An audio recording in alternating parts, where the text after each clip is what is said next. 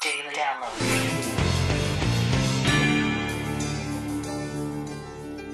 Hey again, Doug Bernard with another download for you. Thanks so much for stopping by. It's a short and largely sober download for you today, likely coming as no surprise given the news of this day. And so to the news we go, starting with day 2 of the long-awaited Iraq progress reports to Congress. General David Petraeus here telling members of the House on Monday that the so-called surge troops may start coming home next year, but leaving no timeline for reducing the remaining 130,000 U.S. troops left.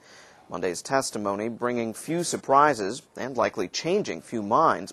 On Tuesday, both men up before Senate committees, and in testimony there, Ambassador Ryan Crocker offered this forecast. I think in the past we have set some expectations that simply couldn't be met, and I'm trying not to do that. I'm trying to get an accurate estimation. In terms of concrete things like force levels, as General Petraeus said, neither of us believe we can see beyond next summer.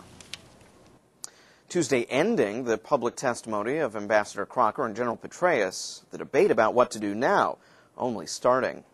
And this short coda, Monday in Iraq, bringing another car bomb, this time in Tal Afar, leaving 8 dead and 20 injured.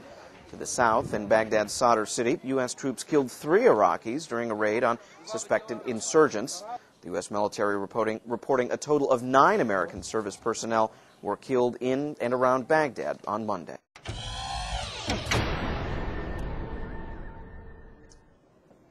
Those hearings in the Senate you saw a little earlier gavelled in at 9:32 a.m.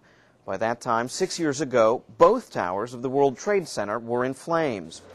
And thus the issues of September 11 and Iraq coming together Tuesday as the chairman of the Senate Foreign Relations Committee and also Democratic presidential hopeful Senator Joe Biden opened the day's hearings.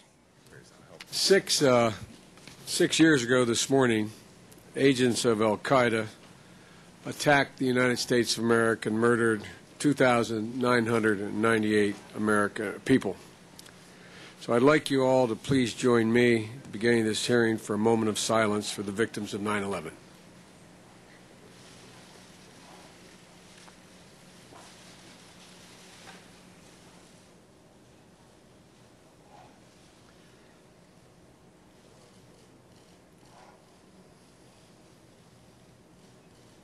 Thank you. Well, it's clear to anyone living in the States that, sure as the calendar rolls off the days, September 11 is again renewing the pains of 6 years back. And this year, as in years past, 9/11 also tiringly coming with another video from al-Qaeda. Osama bin Laden, or at least what's presumed to be his voice, featured in this, his second tape released in a week. This latest tape also featuring one of the hijackers of American Airlines Flight 11, which slammed into the Trade Center's North Tower at 8:46 a.m. It was exactly at that time, Tuesday morning, that New York City fell silent, as it has each year, save for the reading of names of those killed in the 9/11 terror attacks. Now, there were, of course, commemorations across the nation, not just in New York City, at the Pentagon, the U.S. Capitol, in Pennsylvania, and literally across the world. They have become almost routine by now. But of course, they are not. Well, by the way, there's a whole section of our website devoted to the echoes of September 11th. It's at voanews.com. And somber or not, write us with your thoughts. We love hearing them. You can write us at dailydownload@voanews.com.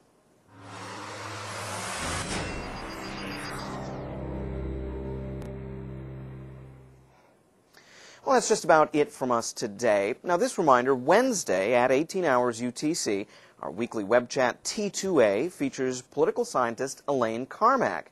Now, she'll be taking your questions along with host Aaron Brummett on what it takes to win a political campaign. Talk about timely. Hope you'll join us then and come back for another download tomorrow as well. We'll see you then.